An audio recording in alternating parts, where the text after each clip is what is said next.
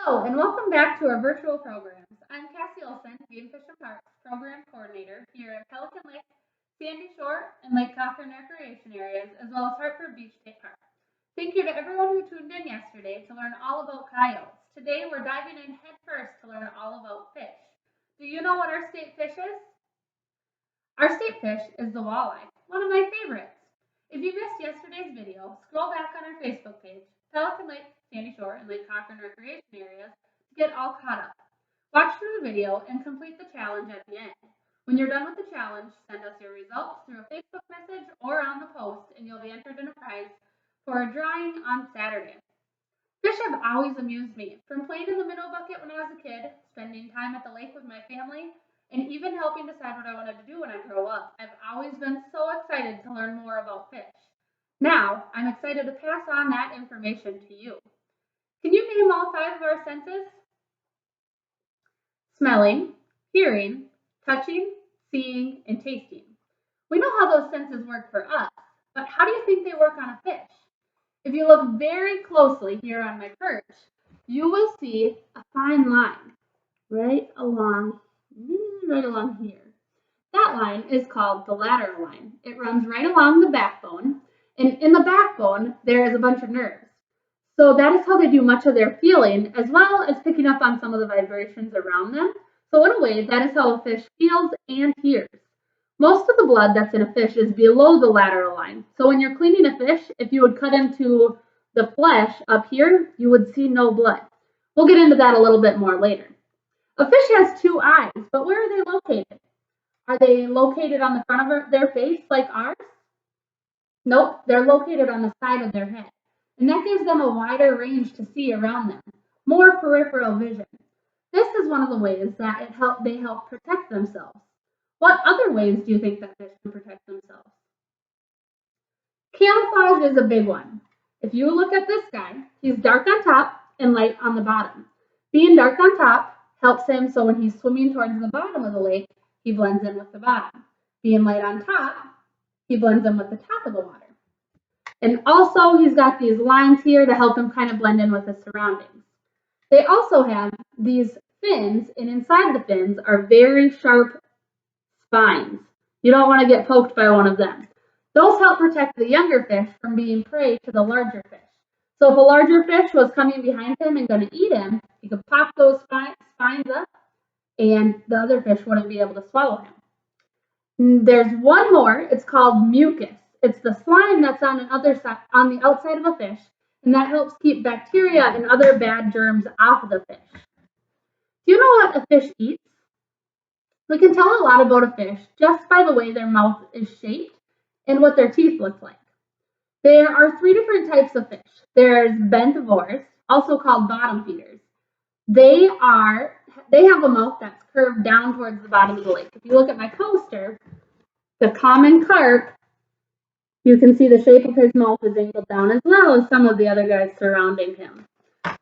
They're primarily going to be eating bloodworms and other invertebrates, as well as rotting vegetation and other dead critters that they can find along their way. They eat almost anything. Next are planktivores. They're fish that eat plankton, algae, insects, leeches, mussels, crayfish, snails, fish eggs, and other small fish. These fish have a very sandpapery mouth, just like the perch, the bass, crappie, bluegill, and other panfish. Last, there's piscivores. These are the fish-eating fish. These guys have very sharp teeth, but they don't use those teeth to chew up their food. They just swallow their food whole, and it'll break down in their stomachs. Those teeth are used to help swallow the smaller fish. Just like I said, the smaller fish have these dorsal fin spines. They have teeth that are angled backwards to help push that other fish down their throat. These guys are the northern pike, muskie, and walleye. Fish are cold-blooded. Do you know what it means to be cold-blooded? It means that these critters, like fish, cannot control their body temperatures, so their bodies slow way down when it's cold. They don't eat as much because it takes a lot longer to break down their food. When it gets cold, fish basically stop growing, and most of their energy is used in egg and milk development. With some of the other animals that are cold, what are some of the other animals that are cold-blooded? Turtles, snakes, salamanders, and many other amphibians and reptiles. Do you know how to tell how old a fish is? The best way to tell a fish's age is by pulling out a scale and counting the rings. Have you ever seen a tree that was cut down? If so, you may have noticed rings in the trees. Those rings indicate how old that tree is. Just like a fish, a tree essentially stops growing in the winter, so it leaves a darker ring. In the spring, when things start to warm up, that tree gets more nutrients from the roots and the moisture in the soil, as well as photosynthesis in the leaves. So, it grows more and leaves behind a larger, lighter ring. The same goes for fish. In the spring, things start moving and warming up, which allows the fish to get more food and their body to start digesting faster. They'll also be laying eggs, which takes more energy, so they need more food. If we were to pull a scale off of a fish, we would see several rings just like a tree. A dark line to indicate winter and a thicker, clearer band that would indicate the warmer seasons where the fish does most of its growing. Why do you think it's so important to know how old fish are? It is so important so that we can see population trends within the fish from year to year, as well as seeing trends within their sizes and growth throughout the fish's life. If we look at the scales and see a great growth one year, we can assume that it was a very productive year. Fish have something unique in their head, behind their eyes and in their skull, called an otolith, or an ear stone.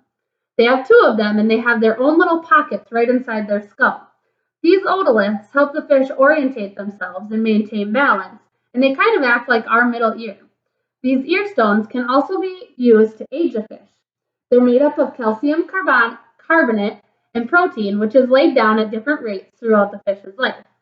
Just like when aging and studying data from the health of a fish by looking at their scales, we can do the same by looking at an otolith.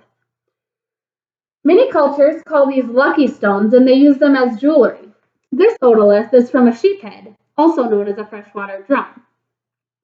You can often hear a growl coming from fish like a sheephead, but it's actually the otoliths just rubbing together. It's kind of hard to see in this video. Google it. I encourage you to Google what an otolith is. They're very interesting. How do you think a fish breathes?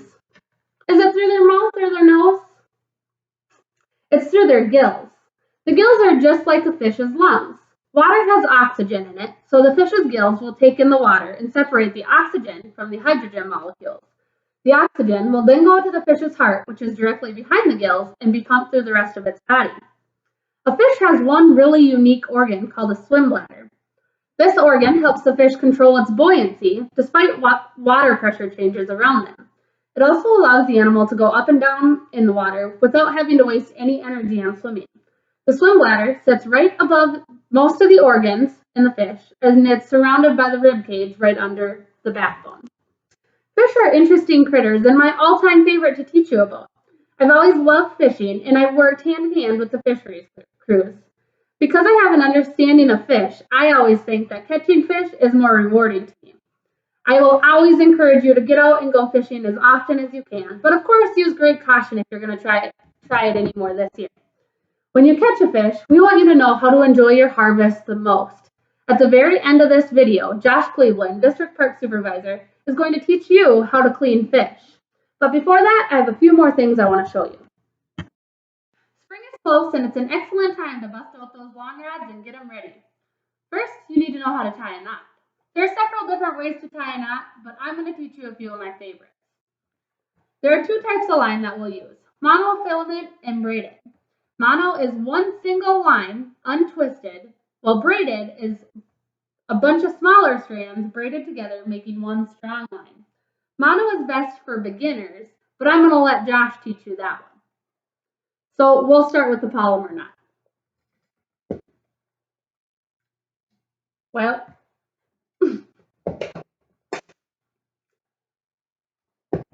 all right, so with the polymer knot, you're going to tie this one in half. I know it's going to be kind of hard to see, but we'll try our best. Tie it in half and then string it through the eyelet right here. Then you're going to bring it up and make a loop just as if you were tying your shoe. So make that first loop. And then take the hook side, bring it through the loop that you just made. Bring it all the way over the eyelet. Hold on to this as your tag end. Hold on to your tag end and pull it tight. And there is your Palomar knot. Hey guys, Josh here. I'm going to be helping Cassie out with a few of her fishing topics for today. So this first one that I've got for you guys is how to tie a knot using monoline. That's what I personally like to use when I go fishing. You can see I've got a green and white jig here. That's one of my favorite colors. So to tie one of many knots, this is the knot that I use. You want to take your monoline, thread it through the eyelet, pull it up, make sure you give yourself a lot of room. And then you want to spin your jig 9 times. That's what I've always done. 5, 6, 7, 8, 9. Doesn't have to be exactly 9, but roughly. So you can see there's a number of twists in the line. So now, why did we leave ourselves a lot of line to play with? You can see up top here, I've got a loop in my line, and I'm going to bring the thread of my line right through that loop, pull it up, and grab onto that and the main line, and start pulling. And you can see, I've got myself a knot with a jig, and then what you want to do is take a fingernail clippers to cut off this excess. And we've got ourselves a little bit of line and a good jig that we're ready to bait up and drop down the hole. All right, well now that you've learned some tips and tricks on how to catch fish, you go out, catch a few, and then what? Well, hopefully you get something to eat. Here I got our South Dakota State fish, the walleye, and I'm going to teach you guys today how to clean a fish. How about a bird's eye view of this process?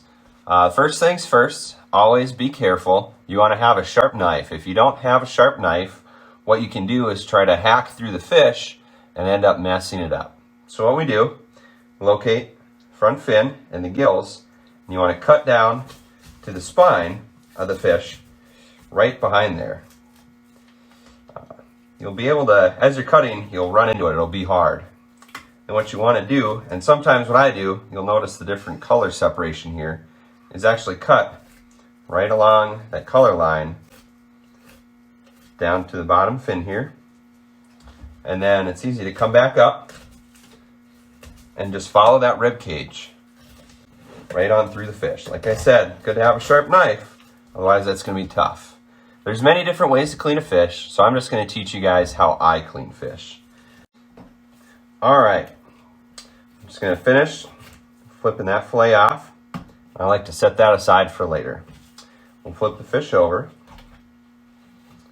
Same thing here. We'll get behind the pectoral fin. Cut down behind the gill plate to the rib cage. Cut that color separation there. What that does on a bigger fish especially is makes it easier to cut through the, than having to cut through the whole fillet there.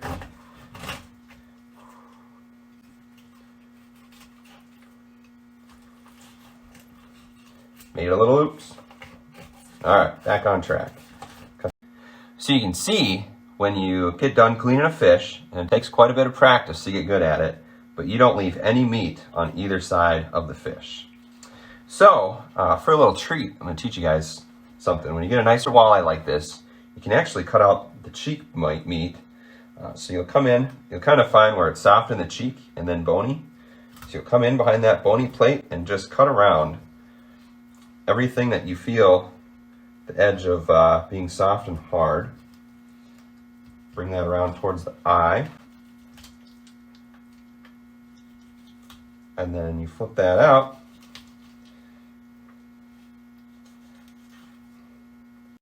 You are all set and well on your way to being on the lake catching fish. And when you do, make sure to tell everyone all the cool facts that we learned today. Today's challenge is an ice fishing experiment. You need ice, a glass or a bowl of water, some type of string, yarn or twine works great, a small stick, and salt. First, you need to make your fishing pole with your string and your stick. Next, you'll add your ice cubes to your glass or bowl of water. They're going to bob up and down a little bit, and then they'll float to the top. Now it's time to go ice fishing. Take your fishing pole and put the string into the water. As the string is touching the ice, sprinkle some salt onto the ice. The ice will melt slightly and then refreeze. After about 10 seconds, carefully lift the ice cube out of the water with your fishing pole, and you went ice fishing, and you even caught something. I want to hear why you think this happened. Write out your response and send it to us, and I will reveal the answer tomorrow morning in our video.